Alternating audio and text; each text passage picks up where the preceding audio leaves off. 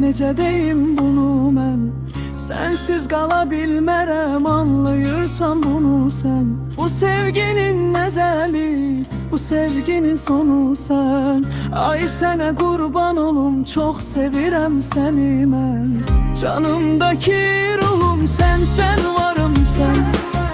Alın yazım, bəxtim, taxtım yarım sən. Mən dağımsa zirvəmdəki darım sən. Ay sənə qurban, çox sevirəm səni mən. Canımdaki ruhum sən, sən, sən varım sən. Alın yazım, bəxtim, taxtım yarım sən.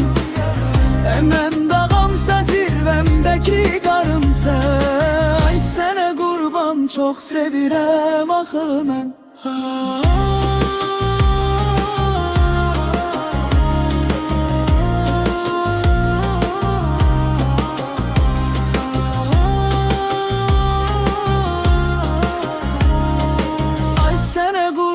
Çox sevirəm axı mən.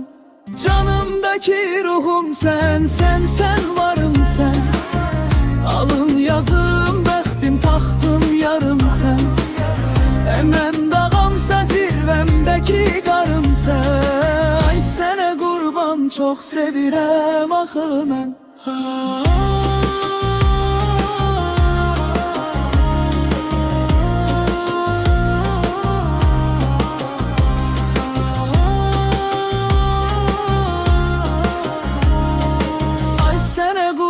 Çox sevirəm axı mən.